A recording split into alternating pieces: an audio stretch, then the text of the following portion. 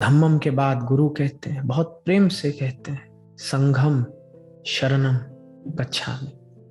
संघम शरणम गच्छामि का मतलब है सेवा भाव।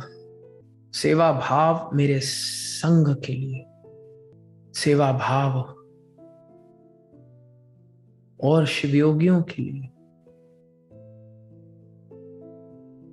एक भाव की जिस प्रकार से ज्ञान प्राप्त कर मैंने अपने भीतर एक स्वतंत्रता उत्पन्न की है, अब वही स्वतंत्रता मैं दुनिया में भी लेकर के आऊं। और यही भाव था संघम शरणम गच्छामि। मेरे गुरु ने कहा जा। फिर हांगकांग के बाद मेरे गुरु ने मुझे मलेशिया भेजा। मलेशिया में मुझे बहुत प्रेम मिला, मुझे आज भी याद आता है। और एक बार फिर विचित्र स्थान, विचित्र भोजन, लेकिन मैंने पाया लोग तो अपने ही थे। संघम शरणम गच्छामि, ऐसे लोग जो शायद पिछले 100-200 साल से वहां पर बैठे। जब ब्रिटिश एम्पायर थी तो न जाने कितने सिखों को कोतवाल बना के ले गई, मलेशिया में बिठा दिया, लेकिन अभी भी वो बाबाओं की मेहर से जुड़े हैं। और जो साधना की उन्होंने, जो तप किया, जो शिवत्व अपने भीतर पैदा किया, फिर बाबा जी ने मेरे को भेजा, तुम जाओ अफ्रीका जाओ। फिर कई साल मैं मॉरिशस में भी रुका। इतने इतने शिवयोगी उस स्थान पर, मुझे तो पता ही नहीं था। फिर साउथ अफ्रीका गया, बहुत जरूरत थी वहां पे, इतना दुख था, इतना कष्ट था। और अपाथाइड की वजह से उस स्थान पर एक स्पिरिचुअल अकाल पड़ा हुआ था, क्योंकि कई सिद्ध उस स्थान पर पहुंचे ही नहीं, गए ही नहीं। तो जो अगली पीढ़ी थी वो खो गई थी।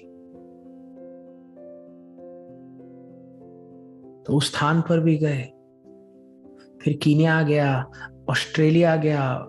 और हर बार मेरे गुरु मुझे भेज देते और मैं कहता, बाबा जी मैं कितना खुश हूं। मैं तो उस प्रकार का व्यक्ति हूं कि आप मुझे लखनऊ आश्रम में छोड़ दो, 3 साल तक मैं कुसका भी नहीं। मैं इतना तृप्त था। दिव सत्य सत्व सिद्धि, इस सूत्र का मतलब है कि जब तुम्हारे भीतर एक भाव आता है कि तुम्हें दिव्यता चाहिए, ये आखिरी भाव है, इसके बाद तुम्हें कुछ भी नहीं चाहिए। ये वो सत्य सत्व सिद्धि। महादेव कहते हैं कि ये बहुत कीमती भाव है, और ये भाव सबसे जरूरी है। कैसे पता चले एक साधक सर्वश्रेष्ठ साधक है या अभी भी मंद वैराग्य में घूमा है? जो मंद वैराग्य में घूमा है उससे तुम पूछो क्या चाहिए, वो बोलेगा बस भैया कुछ और करोड़ मिल जाए, भैया एक और गाड़ी मिल जाए, बस भैया घुटने ठीक, बस भैया इसकी शादी उसकी शादी, और दिव्य सत्य सत्व सिद्धि। मतलब अगर साधक से पूछो क्या चाहिए, वो एक ही चीज बोलेगा, दिव्यता। मुझे अपने जीवन में और दिव्यता चाहिए, और शिव तत्व चाहिए, साधना चाहिए, समाधि चाहिए। अब उसका नृत्य बदल चुका है।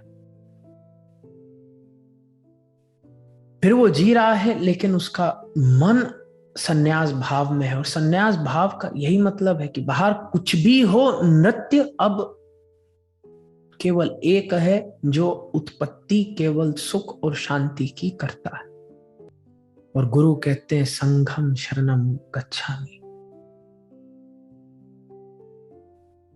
कि इस भाव से जुड़ के कि तुम्हें दिव्यता चाहिए, अब तुम उस दिव्यता को आगे करो। फिर मैं लंदन गया, यूरोप गया, और जिस स्थान पर गया मुझे इतने शिव योगी मिले।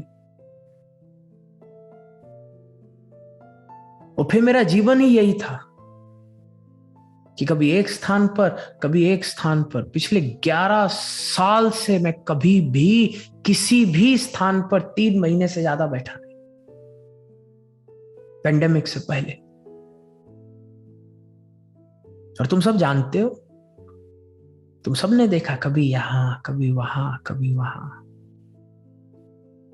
और घूम फिर के फिर मैं भारत आता, अफ्रीका आता, लंदन आता, यहां आता, वहां आता, हर जगह आता। और दुनिया में मैं ये देखता कि हर जगह शिवयोगी है। लेकिन फिर समस्या एक मैंने देखनी शुरू की कि मैं हर जगह जाता हूं, सिखाता हूं, लेकिन उन सबके लिए मैं दिवाली की तरह, त्योहार की तरह हूं।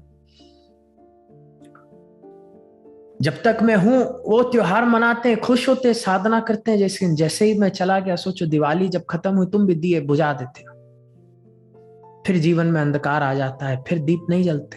और फिर पेंडेमिक आया, और पेंडेमिक के माध्यम से मैंने समझा कि शरीर अब कहीं भी बैठा कोई फर्क नहीं पड़ता, क्योंकि जिस हिसाब से दुनिया जा रही है अब, जो 11 साल से जैसा जीवन जिया वो जीवन जिया ही नहीं जा सकता। अब अपने आप को बदलना होगा, विकसित करना होगा। विकास बहुत कीमती है।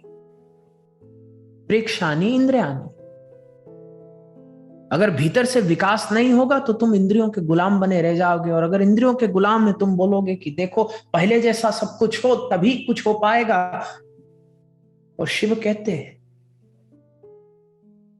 कि अपने नृत्य को बदलो और तुम उत्पत्ति बदल दोगे। तो फिर मैंने देखना शुरू किया, समझना शुरू किया कि मुझे तो कहीं जाने की जरूरत ही नहीं। मैं एक स्थान पर बैठ के सबके घर पहुंच सकता हूं, सबको सिखा सकता हूं, सबसे जुड़ सकता हूं।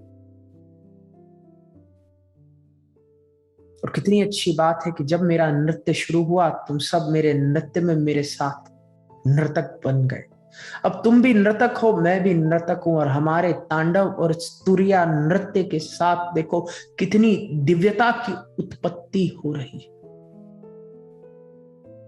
फिर हमारा भी वही हाल है जो विक्टर फ्रैंकल का हाल था। कुछ भी हो दुनिया में कोई फर्क नहीं पड़ता। क्यों? क्योंकि मन हमारे हाथ में है, और अगर मन हाथ में है तो धम्मम शरणम गच्छामि, संघम शरणम गच्छामि। फिर शरीर को तुम एक कमरे में भी चाहे बंद क्यों ना कर दो, हांगकांग के पिजन होल में भी तुम बंद क्यों ना कर दो, वो शरीर है। और शरीर का इस नृत्य से कोई देना लेना नहीं। नर्तक आत्मा। और कितने शिव योगियों का भला हुआ, तुम्हारा भला हुआ, आज भी भला हो रहा है, आगे भी भला होगा। अब तुम्हारे हाथ में कब तुम जुड़ना चाहो, कब तुम एक होना चाहो, कब तुम साधना करना चाहो। और अगर चाहते हो तो तुम्हें इस लीला में बहुत लाभ मिलेगा, और अगर नहीं चाहते तो प्रेक्षानी इंद्रानी, फिर इंद्रियां तुम्हें शिव में भी शैतान दिखा देगी और तुम लौट जाओगे, भाग जाओगे।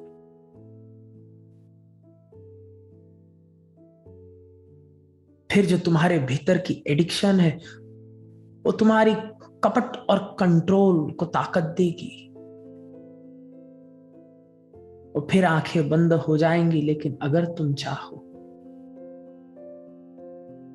और जैसा बुद्ध ने कहा, बुद्धम शरणम गच्छामि, धम्मम शरणम गच्छामि, संघम शरणम गच्छामि, तो तुम पाओगे। तुम्हें अपने गुरु से अगर जुड़ना है तो तुम्हें बस एक संघ की जरूरत है। और संघ का मतलब जहां पे भी तुम बैठे हो, तुम कई शिवयोगी बटोर लेना और उनके साथ बैठकर साधना करना। जब कई शिवयोगी साथ बैठकर साधना करते हैं, उस स्थान पर गुरु का निवास होता है।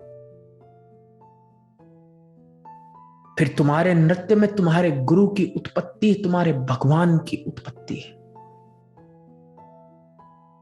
और मैं बड़ा खुश हूं कि जब मैं दुनिया जहान घूमा, हर जगह अब संघ है। अब तुम नहीं कह सकते कि अरे हम भारतीय कहते हैं, तुम आ जाओ। तुम्हें क्या लगता है तुम इकलौते भारतीय हो? न जाने कितने लाख भारतीय हर साल किसी ना किसी कारणवश भारत से बाहर जाकर कुछ काम करते हैं। तो तुम्हें क्या लगता है वो तुमसे ज्यादा भारतीय है, तुमसे कम भारतीय है?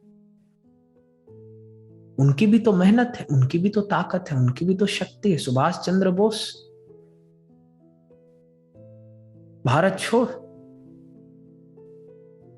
जब गए थे नॉर्थ ईस्ट की तरफ इंडियन नेशनल आर्मी का निर्माण करने, तुम्हें क्या लगता है वो कम भारतीय थे? तब तुम उन्हें बताओगे कि अरे तुम अगर अगर यहां पे आके नहीं बैठते, अगर तुम्हारे मोर्चे कलकत्ता में नहीं निकलते, दिल्ली में नहीं निकलते, तो हम तो तुम्हें सुभाष चंद्र बोस नहीं मानेंगे। तो देखो तुम तो बेचारे फिर उस कपट में बस गए।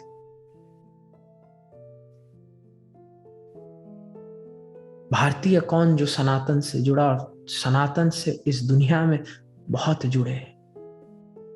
शिवयोग उन सब का है, महादेव उन सब का है।